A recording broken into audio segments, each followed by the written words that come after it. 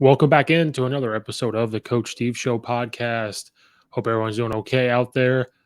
Here in the great state of Illinois, it is a hot one. It currently feels like 109. So it's the hottest day of the year so far. We have record temperatures here. So hopefully everybody, no matter where you are, if it's hot, cool, whatever, if it's hot, you're being staying cool. It is a scorcher here. But welcome back into another episode of the Coach Steve Show podcast. Make sure you like and subscribe to the Coach Steve Show YouTube channel. Twitter's at Coach_Steve72, as you can see on your screen if you're watching it on YouTube. I gotta get the subscription numbers up. Continue to comment in the videos. I do my best to reply to them. There's been a couple ones where we've been replying back and forth, and it's been pretty good conversation. So please continue to do that. And then please follow the podcast wherever you listen to your podcasts. You can find it on Apple, Spotify, wherever. And please, on Apple, could you give it a review? You don't have to, comment, rate. You just give it a rate. You don't even have to review it. Just rate it. Goes a long way. I greatly appreciate it. And also make sure you guys are checking out Belly Up Media Network. If you go to bellyupsports.com and check out all the podcast blogs and everything on there, there's media stuff on there for everybody, not just sports. So bellyupsports.com to check out all the Belly Media Network. Great place to get content.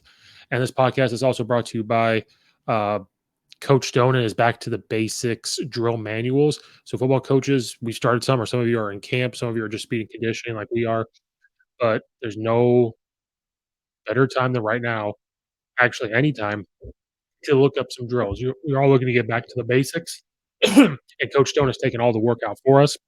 So if you go to coachstonefootball.com, click on back to the basics football drill manuals. He's got books on every single type of drill you can think of. Excuse me, on offense, defense, special teams, weightlifting, anything. His very first book is over 500 pages. And if you're looking on YouTube, it's right here. Like, you got this one right here, which is his defense, but then you got his very first one right here. Like, it is literally over. It's about 500 pages of drills. So you will not be disappointed if you go on there. So coachstonefootball.com, click on back to the basics. This nice little logo here, back to the basics. You will not be disappointed. Thank you, Coach Stone, for sponsoring the podcast. He puts out some good stuff. The guy loves football, so just go check that out. So again, welcome in to today's episode. Today, we're going to talk about my Illinois Fighting Illini. I am late to the party, continuing to talk about them. The spring game, of course, is come and gone. I will brag about this to the day I die. Had the opportunity to talk to Coach Bart Miller, who was their offensive line coach. I talked to him before their spring game. Not right before. He was, probably a couple weeks before. I got to watch, some of the spring game. I did not record it, but I wanted to watch it again to kind of refresh myself before talking about this, and I just have not had time. Every time I have my friend Zach Kyleman on, he makes always a point like, Steve, you're actually a coach. So the name the Coach Steve Show is like, you're actually a coach. I coach football, basketball, and baseball at the high school level. And then people don't realize, and this podcast is talking about all things in college football, NFL, a little bit of the NBA. But the podcast originally started on talking to football coaches and talking about football. So there'll be stuff on here about football and everything else. Deep dive stuff, talking about X's and O's. And one thing to talk about is also Illinois. Love Illinois football, so I'm going to talk about it. But I'm an actual coach, and so people don't realize, and we'll talk about this, is like the no time you have, especially when you coach all three. And when the school year is over, like we've been in summer basketball for 2 weeks. We've been weightlifting for football, and normally the football camp is going on, but we've just been doing lifting. And you got football camp coming up. Summer baseball is going on at the same time here in June, so that you never stop.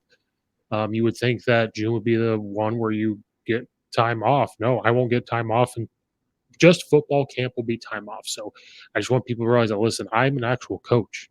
Like, this is, I've been coaching for 13 years. This is, a real life thing. So I don't have time. So I got to rewatch the spring game again. I got to watch it originally, so I have my original thoughts, and then I got to rewatch Illinois spring ball, and I didn't get a chance to talk about it. So we're going to talk about Illinois football heading into year two. It's the summer year two of Coach Bret Bielema at the University of Illinois.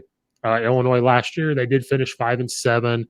They lost 2 or 3 games, I believe, by one possession games where they could have won. So they, in his first year at Illinois, on the cusp of making a bowl game, and this is why bowl games still matter, may not necessarily matter to your big time established programs. Illinois is not there yet. Coach Bielema wants to get them there, but for these type of Power Five programs like Illinois, bowl games will matter. When you had a bowl opening, but it came down between Illinois and Rutgers. After I asked Coach Bart Miller on the podcast, you can go listen to that episode here. I asked him on there saying, how really close were you guys to going to playing in a bowl game? And he said, Steve, I was in my garage. I was, working on something and phone rings and, he says, hey, be ready to go. Like get the guys. And, you know, they were ready to go. They were very, very close to playing in a bowl game at 5-7. Now Coach Bielema and Coach Bart Miller and the rest of the coaches would have loved to have earned it, saying 6 wins, 7 wins. But they were going to take it. But that's how serious they were. And one thing with this Illinois team, it's on the rise. It's on the rise. We're poised to have a good year this year by our standards, and it's just going to continue to go up. Coach Bielema seems to be the right person for the job heading into this year because he grew up in Illinois, from Illinois. He understands it. The way he's trying to recruit the state, getting kids to flip recruiting that originally left Illinois and either flip the recruiting to come back, to look at the weaknesses of the team last year and address those and try to fix those, allow the coaches to do their thing. Recruiting wise for Illinois standards has been great. And the culture building he is doing, like I said, here's the culture building. When they were going to go to that bowl game, when that was happening, they're off campus, like they're gone. Football's been done. They haven't really done any hitting. And, Coach Miller said he called the guys and they came right back. Like, we'll be right there. And they all came back. So the culture of you're going to play in a bowl game, maybe if we can make it. I'm trying to get us in this bowl game. And they immediately come back. How many people can honestly say they would come back? So the culture that he's built there, the improvement you saw last year. Now, Illinois is going to look a little different this year, and that's why it was important to watch the spring game to kind of see. And I got a little bit insight talking to Coach Miller off recording and then recording, just a little bit of insight, not a lot. They are going to look different. Now, defensively, they're going to look a little bit different. They're going to start to evolve into what Coach Bielema wants to run and Coach Miller wants to run. Now, we saw glimpses of that last year. But the biggest things for Illinois was culture, recruiting, and then the defense will figure it out because they got better. Coach Walters was highly talked about to maybe try to leave Illinois. I don't, not necessarily leave Illinois, but people outside of the team were saying that he was going to be a hot commodity of the defense because how much better they did get over the season. And Illinois had to give him an extension to try to make sure he's not losing. Maybe I lose him after this year if they do well or in another year. But that's just how good and 1 year the defense got because Coach Bielema it's a weird combination of normally don't hear from a head coach like this is if you want to play offensive line, you go to Coach Bielema. You want to play defense, you go play for Coach Bielema. Like that, it's a weird, combination. Normally you hear, if you want to be involved in running the football, you go to this coach. If you want to be involved in passing or RPO, you go to this coach. You want to go to the NFL, you go to this coach. So what a weird combination because Coach Bielema, I think, outside of Nick Saban, has the most offensive linemen drafted in the NFL since his time being a head coach in Wisconsin and Arkansas. So it's just a weird combination, but they're going to continue to rise. Again, culture. We kind of discussed a little bit the culture, the excitement. Us fans, we're all excited. The campus is excited. Coach Whitman's excited, and it's just an excitement that hasn't been there in a while. And so that part, I think he's doing a really good job of. The way he and the coaches personally call season ticket holders, the way he personally talks to the alumni. Now, some other coaches at other Power Fives probably do this, but previous coaching staffs did not, at least it wasn't talked about that they did this. The relationship he's trying to build with the Illinois high school coaches, where they're calling every single head coach like once a month just to talk to them. So he's really making the presence known. The culture is being built over the state. He wants it to be the university in the state. He doesn't want people to go to Northwestern. He doesn't want people even to go to like Illinois State or Southern. He wants Illinois to be the landing spot. The way he was able to keep guys his first year to not go to the transfer portal was big. The way he's gotten some guys to come from the transfer portal, so the culture type building that he is doing is on the right side. Offense was a struggle for Illinois last year. Um, so changes were made with that. They Illinois only averaged 20.3 points per game, only scored 244 points, only on 26 touchdowns. So, needless to say, they did struggle. Passing, they struggled. There was only 1,874 passing yards, 165 completions out of 100 or 322 attempts. Passing yards per game was only 156. Now running the ball, not an issue, but that's what Illinois was. Bret Bielema wants to run the ball. The Wisconsin Times, go watch him when he was there. Wants to run the football. When he was at Arkansas, wants to run the football. So Illinois rushing attempts, they had 468 rushing attempts, 2,083 rushing yards, which is good. They averaged 4.5 yards per carry, 173.6 yards of rush yards per game with 12 rushing touchdowns.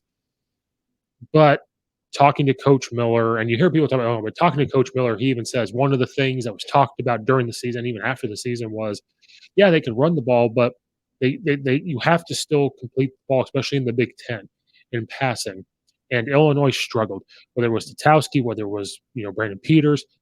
We could not. There was times where we overthrow a hitch, like a foot over their, a couple inches, feet over their head, or throw it at their feet, or we just missed.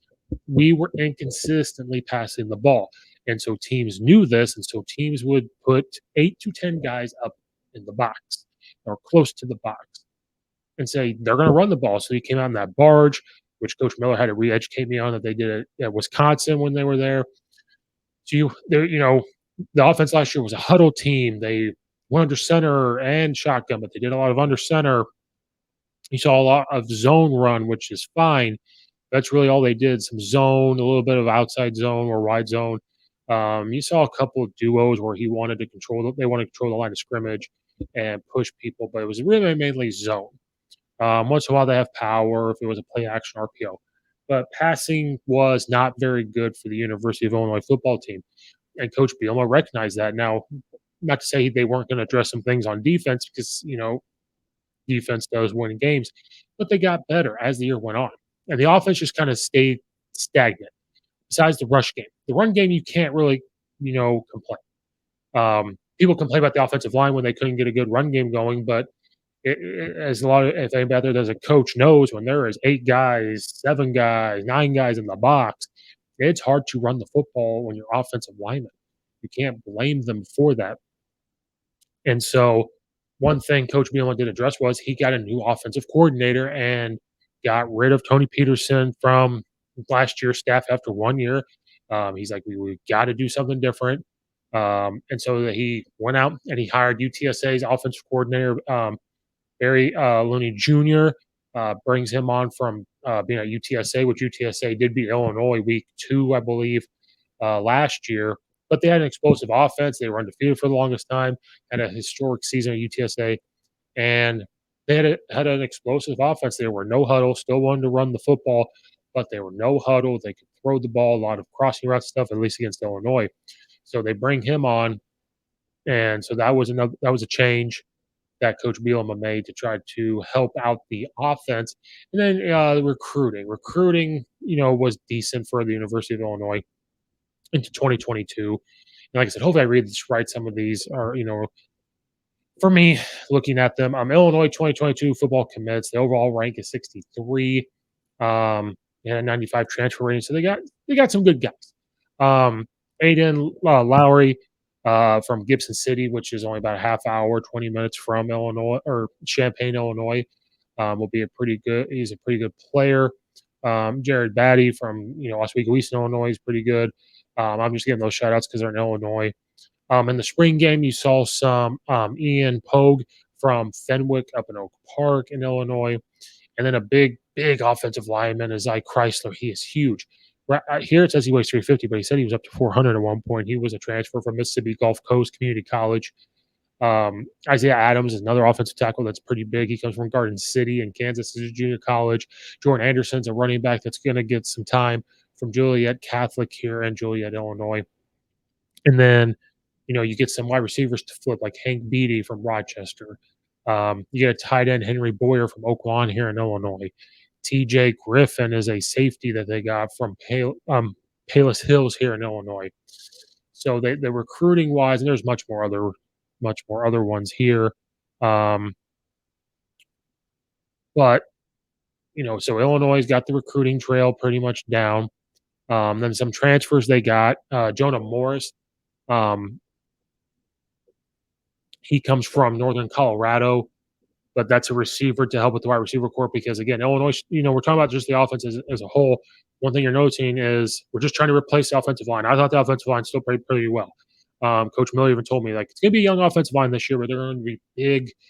And we'll talk about that more in the spring game. But there was some things here in recruiting that were addressed. Jonah Morris's wide receiver being transferred in helps out. Then they got a couple defensive guys who addressed because we'll talk about what from the spring game here. Then they got Tommy DeVito, quarterback transferring, and we're going to talk about that as we go on. But new offensive coordinator to change some things up, and they recruited well from Illinois standards, and Coach Bielema standards as well. But they want to be better. But for right now, until he really gets established, it was good recruiting from that end. So again, we'll talk about defense too. But the biggest thing for Illinois was their offense. Offense struggled. So rewatching the spring game, because I watched it originally, but I wanted to rewatch it again. And it's on YouTube. Everybody can watch it. One thing, let's talk about what they showed. They're not going to show us everything. There's things that this offense can probably do, and you hear them talk about it. Jay Lehman on there talked about it. One thing that you might see that we didn't get to see was we didn't see quarterback runs. We didn't see every single play they're going to throw, right? They just showed some generic things. But you can already tell from the spring game what was said was true. I believe Coach Bielema called, the biggest thing was they were no huddle. They were no huddle. I think Coach Bielema called it the up tempo pro, where he wants to be up tempo but still have pro style concepts, pro style type runs, but still be no huddle. So they want to run the ball still in different ways. He's not going to change that. Did not see him go under center much. If you watch the whole first half, I think they went under center one time. I think they came out in like a double wing, at least one wing formation. They don't go under center. They have the opportunity to, and they probably will do it from time to time. But I think Coach Bill is okay being a shotgun, no huddle up tempo team to try to get people off guard. Doesn't give when you're a huddle. So when you're a huddle team, you break the huddle. The defense still has to hurry up and get set, but it gives them a moment to kind of catch their breath. If you're no huddle and up tempo, there's only so many calls they can personally get in as well on a defense. Even if you're not up tempo, but you're no huddle, it gives you a chance to see how they're lined up. And if they're lined up with a too high, you get a couple plays because it can only be in a couple things when they're too high. When they're one high, there's only a couple things they can be in. You got some plays that you can do. You can motion, do a check with me and stuff like that. So that was one difference you saw with Illinois with their no huddle. Calls the up tempo pro, I believe is what they call it. Still wants to run the ball. Did not see him go under center very much. Now you still saw tight ends being used, whether they're in wings or on the line of scrimmage. You saw tight end wing sets where you have a tight end on the line of scrimmage and a wing right behind him, and no receiver out this way to try to unbalance them in the run game. And you're actually unbalancing them in the run game on the line of scrimmage that way. But then you're also, when you've got those two guys in, you're unbalancing them to the other side. You still got two receivers out there that have got to shift over and watch. And if you motion running back out there and do different things. So just unbalance. I saw a lot of that. Different formations, different motions to formations, which was awesome to see. Moving the wide receivers around, I saw a couple times if you pay attention, they're moving tight ends, they're putting them in the slots because when you start subbing guys in, the defense can sub in before you can hike the ball. But when you sub in, certain guys are only hand down tight ends, then they know that they're going to bring in a certain personnel because this guy is only going to be a hand down tight end. So a couple things I saw were they still took their big tight ends and put them either at that wing, a little bit out from a wing maybe, and then more out into the slot to help out with that type of thing because, again, you don't want the defense to be able to sub in and figure out your personnel and exactly what you're going to do. It makes you more versatile. Another thing I saw in this offense that I did not see enough last year or hardly at all. If we saw any of this, it was only with one person, which was Isaiah Williams, who was still on the team. I saw more misdirection than I did last year. And what I mean by misdirection, we're not talking about wing T, we're not talking about triple option, even though some of this has triple option, looks to it. They would jet across and snap the ball, and the jet guy's faking, they'll fake, turn the ball off, fake and toss it, or to the jet guy, or they run the ball, he snaps the ball, toss it to the jet guy. They're running wide zone on the line of scrimmage, and they're faking like an option the other way. You saw those type of misdirections. Now, what I mean, so these are just, I think, snippets of what we'll see because if you watch UTSA, they want to run the quarterback. And I think Coach Bielema wants to have a mobile quarterback, which I think they have in DeVito, but they obviously didn't show this. They did not show quarterback runs. There's a couple times he took off because the pocket broke down when they had passing plays. But I think this is just a snippet or a sneak of what they are going to do. They're going to have this, jet misdirection. They can run some type of option off of it. They could run some type of bubble off of it. They could just run DeVito out there. They could fake that and throw it deep or throw something off of it. So showing those jets, faking that jet, it's misdirection. You're trying to get the linebackers' eyes or safety's eyes to go that way. You could fake the jet, fake the handoff, and throw it out there. There are different things you can do. So I think this is just snippets of trying to open up the playbook. Up front, I've already mentioned this. They were running wide zone off of that.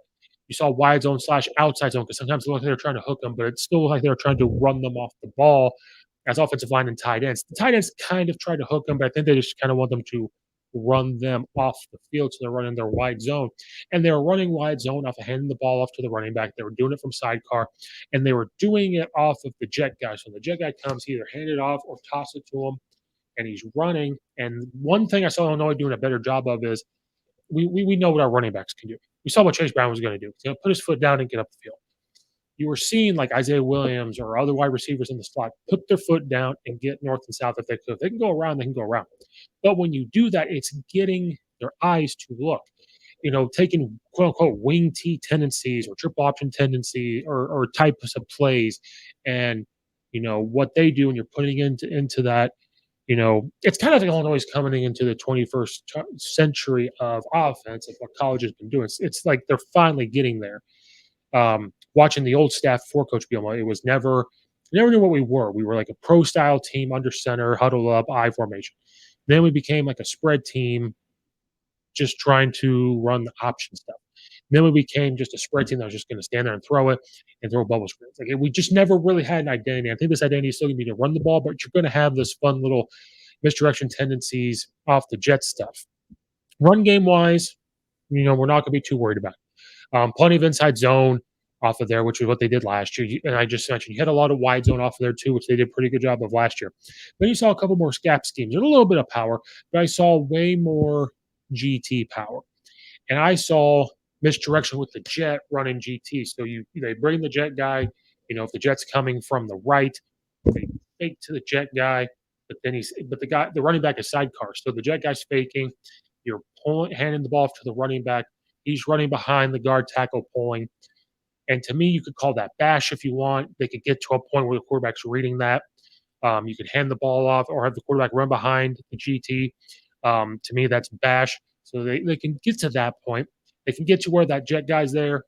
You could fake and hold that guy running the GT what they could and then pitch it. So I am predicting you're going to see some type of option stuff off of that. But again, it's misdirection. Now you're getting something happen on the line of scrimmage. You're getting that. Now, just because they're doing the spring game doesn't mean it's going to happen all year. This is another way to also maybe try something to see what it really looks like in a game type situation. But last year, you didn't really see all that. You saw some pin and pull. Coach Miller talking about they ran some pin and pull. Didn't really see that in the spring game. It was there a couple times. But they ran a lot of more GT. They still ran all their zone stuff because that's who they're going to be. They're going to be a young offensive line as a whole group total. So predicting you're going to see some more gap scheme because they want to pull guys. They want to freeze those linebackers because you're probably going to see more RPO stuff. You're going to see more short game routes. So they are going to want to run some gap scheme to help complement the zone, but it's also going to complement the pass game RPO game. The offensive line, again, they looked good. Being young, going against some of the, veteran defensive guys that were on there, or some of the big defensive linemen look pretty good. The offensive line looks big. I talk about Chrysler. He's huge. They have some big offensive linemen. Even though they're young, there are some big bodies up front, but they're pretty mobile. And Coach Miller's going to do a great job coaching those offensive linemen up, but they looked huge, huge. But they could move. They could run their feet. And having those big guys, it's 3rd and 1. There's no doubt being that big, and if you can get the defense to stay honest on the outside and not just stack the box, we're going to have some big offensive linemen. We could run behind, which is fantastic. So I'm not worried about the offensive line. People talk about the offensive line. I'm not too worried about it. Quarterback play was a huge, huge struggle for Illinois. Huge struggle. Peters was inconsistent. Statowski had his moments at the very beginning when he came in, and then it just flat out didn't look good. We talked about when it's like 3rd and 8 and we throw a 4-yard pass. 4th and 8 and we throw a 4-yard pass. We talked about overthrowing a hitch. We talk about forcing the ball and getting intercepted, not making good decisions. And the thing is, Peters could kind of move, but it's nice to have a mobile quarterback. And so Illinois in the transfer portal to get Tommy DeVito to transfer from Syracuse. People, I remember when it first happened, people say, "Oh, this is not the elite quarterback. Illinois doesn't get elite quarterbacks." Not saying, no offense to him, not saying this guy's going to be like the Heisman Trophy winner. I'm sorry. I'm not trying to be, negative about it. He could. He obviously could. I'm not saying that. But here's what I'm saying. From watching him in the spring game, listening to people talk about him, I think it's going to be good, especially when you watch the spring game, because here's the thing. He's been around, guys. He's been around for a while. Played at Syracuse in 2018. Okay. Been there since 2018. Now, you could look at his whole career. 3,866 passing yards, 28 touchdowns, and 12 interceptions. Okay. I believe he was hurt in 2020 or last year, one of those years. He was hurt or rotated in, or somebody quote unquote beat him out. I can't remember the whole story. Like his best year was 2019. Threw for 2,360 yards, 19 touchdowns to 5 interceptions. And so, but kind of inconsistent. But here's what I'm going to say about watching him in the spring game. He's established. This is going to be his 5th year. He got another year from the COVID year. He looked like a Power 5 quarterback. He played at Syracuse. He looked, poised. There's times the pocket broke down. He stayed and he moved and he threw the ball. Throwing hitches, he threw the ball. They call it throwing on a string. Threw it right to the guy as hard as he could. Looked like good form. Wasn't wild. Had at least a couple shots down the field that worked. Hit the mesh routes and the shallow routes really good. He just looked like a poised quarterback. And the thing playing at Syracuse is he played in the fastest offense that you can play in, because Coach Babers coached under Art Briles at Baylor when they were going as fast as humanly possible. And so he played for Coach Babers at Syracuse in the ACC, so he played good competition to play in the fastest offense that you could play, to come to Illinois and be in a similar type offense where you're going to look to run the ball, because Syracuse wants to run the football in that up-tempo. They want to run the football. Make no mistake about it. And so to go from that to Illinois, where Coach Lunney Jr. is going to do the same thing, where they want to go fast, have the ability to go slow. So to him, it's probably going to come out simple. You don't have to go as fast. So that gives him an advantage coming to Illinois. And again, watching him in the spring game, he was made for the offense. He looked poised. It looked like he was able to read a defense and looked like he had a handle on it. And again, he's mobile. He showed the pocket broke down a couple times, which is going to happen in a game. He took off and ran. He's very mobile, so they didn't show design quarterback runs, but you're going to see design quarterback runs in the season, and you're going to see some of that misdirection, maybe bubble stuff, option pitch or whatever. But him being mobile is going to not have them stack the box as much. They want to protect outside if he were to take off, which is going to help us in a 3rd and 5 situation where it breaks down. He's maybe able to get the first down with his feet that we haven't had in a while. I know Isaiah Williams, when he played quarterback, he could do something like that. He looked great at the wide receiver position. All the other wide receivers, that was another problem. We only had him. Ford, yes, but it was just not the best of seasons, but I think he's gonna have a bounce back. So Isaiah Williams was like the only person to throw to. We didn't have a person to really throw up to, but we recruited. We talked about the recruits at the wide receiver position. Some guys that can come in and immediately make an immediate impact. The wide receivers looked good. They were running the routes really hard. They were getting open. Um, they were making some catches. And so I think the wide receivers, and then they were moving them around. They weren't in the same spot every time. So watching them do that, you saw a lot of mesh routes. You saw a lot of comeback routes, shallow routes, man beaters. Uh, so I think the tools are going to be in the tool belt for Illinois on offense to do well, and you're going to see a lot better play from the wide receivers, and you're going to have a leadership quarterback. Coach Bielema talked about DeVito saying, and you heard him talk about it with Grant Pierce. He wants the quarterback to demand the room, but Pierce wasn't like this huge vocal person. Well, DeVito is. Like he's going to be very vocal, and they talked about it. Like he's already vocal. He's already taking command with the offense and being a leader, and that's what they need. So I'm not saying this offense can come in and just blow everybody out of the water, but it has taken the necessary steps forward to get better. So the offense is going to get better. It is going to get better. The changes they have made, Illinois' offense is going to be better. The running back positions, I'm not worried about. Chase Brown's going to do his thing. They've filled that running back pretty well in the group. And then if worst comes to worst, if you want to switch up, Isaiah Williams go back there and he could run the football. So the running backs, the running back spot, not too concerned about. You saw them. If you watch the spring game on YouTube, they put their foot down and get north and south very quickly. So I'm not too worried about the running back position. So Illinois' offense is going to compete to win that side of the division in the Big Ten. You can count on it. They are going to be there, and they're going to be a problem. They're going to throw on somebody's side. And the beauty of it is in the spring game, you watch the backup quarterbacks, they're pretty big. They look decent. And they play in this offense, and they're just going to get better. So, DeVito, when he has to go, they're going to be ready to step in. And so this year and years to come, if Illinois continues to recruit, Coach Bielema's there, and they keep everything intact, it's going to be a problem. And then watching the defense, I watched the offense way more, and I apologize. Watching the spring game and watching the defense. Defense did their thing. They were flying around. They were tackling well. They were flying around the football well. They broke the pocket down a couple of times on the offense.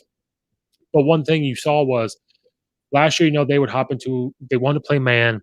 Then they realized they had to play zone. And as the year went on, they got better at mix and matching both. Coach Bielema comes from a 3-4 type background, and Coach Walters comes from a 4-2-5 when he was at Missouri. From the outside watching, looking in, this is not 100% factual, but from the outside watching, outside looking in. In the spring game, you saw a lot of 3 odd man fronts, and they were bringing 5. They were bringing the linebackers off the edge. They were moving guys around. Then they'd hop into their 4-man front. But we have a couple big nose guards, which is great for that 3-4. I think Coach Bill wants to get to that 3-4, but you can use 4-2-5 principles in your coverages in the 3-4. So I think that's where he and Coach Walters will connect. And Coach Walters and Coach Bill have come out and said, hey, just because we have these philosophies, just because we have these thoughts of like, this is the type of defense I want to run, this is the type of defense I want to run, they are very good. And they've said this about they're just going to run what's going to fit their guys. So if they have guys that are going to run more of a 3-4, or that's really what they can do, that's what they're going to do. They come in and they're an even man front to run a 4-2-5. That's what they're going to do. But I saw both. You're going to watch and you're going to see 4-man front. You're going to see it look like a 3-4 look. They'll walk a guy down and he's technically going to be their defensive end and they're running, the 2-5 behind the even man. But you were seeing more of the odd man front stuff. And we have some big defensive linemen from recruiting and transfer portal coming in that look good. And so hopefully that the big nose guard is going to give centers problems in the Big Ten, especially on Illinois' schedule, and go give those guys issues because you can slant off of those, stunt off those, bring those linebackers, and you still have help on the backside.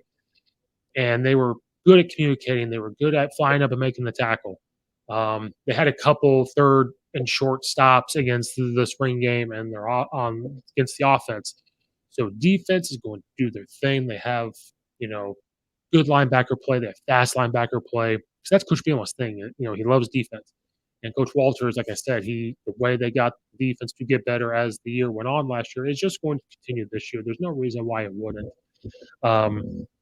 They played pretty well last year, and we didn't really give up, a whole bunch of points last year, going off of memory. We'll get it pulled up. We gave up some points, but here's where you can see as the year went on to not really be giving up these huge amounts of points. Like Nebraska, we gave up 22, but 22, you're in a spot to win. UTSA, like I said, we give up 37 and lose, and we give up 42 to Virginia. But that Virginia game, and even the next game against Maryland, is kind of when it started to take a turn, and you could see the points given up. Give up 20 to Maryland, give up 13 to Purdue, and we lose the game. Like right there. And we're going to talk about offense defense. UTSA, we lose a game right there. We lost 37 to 30. There's a possession to like tie it up, or at least go for two and try to win. You get blown up by Virginia, it just wasn't a good game. But then we lose to Maryland by 3, 20 to 17. Lose to Purdue last year, 13 to 9. That's where the offense comes in to where they struggled. They have to come in there and win. We give up 14 to Charlotte and win. But then you only give up 24 to Wisconsin. Now, when I say only 24, you still are in a spot that you should compete for that game. You only give up 18 to Penn State. I mean, won in 9 overtimes. You will not all 9 overtime. Give up 20 to Rutgers. Only give up 6 to Minnesota. Now you give up 33 to Iowa. It's okay. Then you give up 14 to Northwestern. So as a whole, the defense was playing pretty well, and so the recruiting got better for the defense, because we talked about the recruits that Illinois got on offense. Still got some defensive linemen. Tara Edwards was a transfer from Northwestern, actually. He'll come in and be able to play pretty well, defensive guy. Rashad Wilkins comes from he's a transfer that comes into Illinois that's going to make an impact. Came from Vanderbilt, and I don't care what people say. Coming in from anywhere. So you got a couple guys that transferred in. Kid from Oswego East is going to be huge. James Kreutz from Illinois, the linebackers, can come in and play. So you got a lot of guys here from Illinois as well. And a couple other recruits, and then a couple of recruits in a couple of years coming in. It's going to be great. So the defense is going to be able to fly around and make plays. We're not too worried about that. So defense is going to continue. But again, you watch the spring game, you kind of saw more kind of maybe what they're going to look at as a base, which is their 3-4, but still hop into that 4-man front. So Illinois is on the rise. Watching that spring game should just show you that they're up. They're on their way up. And so Illinois is poised to have a good year. They are poised and in a position to get to a bowl game, and then poised to build off of that to next year, if not this year, competing to win their side of the division. That's what they're looking to do, is to win that side of the division. Not saying to win the Big Ten yet. They're going to get there with Coach Bielema. And it's an exciting time to have Coach Bielema and Coach Underwood at Illinois to get Illinois up to this point. So be on the lookout for the University of Illinois football. Their offense is going to put more points up on the board. They're going to win more than 5 games this year. They're going to compete. They're going to be a thorn in teams' backside. And if they get some confidence during the season, especially with a young offensive line, a new quarterback and everything, they will give teams problems. They are on the rise. And I'm not talking, people can say if they want, they're going to be like Alabama and everything else. They are just on the rise. When I'm talking about the Big Ten, they're on the rise. Watching that spring game just makes me feel more confident saying that. So be on the lookout for the University of Illinois football this year. That wraps up the episode. Thank you guys for watching and or listening. Please hit the like button, subscribe button on the YouTube channel. It just helps out so much. Leave a comment in the comment section down below. Check out all the affiliates in the description below. Twitter is at Coach_Steve72. Please subscribe to the YouTube channel. Please rate it on Apple and listen to it to where you listen to your podcast and everything else. Check out the Patreon, Coach Steve Show at patreon.com. Check out the extra episodes there. Thank you guys for watching and or listening. Hopefully you guys are watching Illinois football this year. Be on the lookout for other episodes. Check out all the old ones. Go check out the one with Coach Miller about Illinois too for your extra Illinois info. Thank you guys again, and we will see you next time.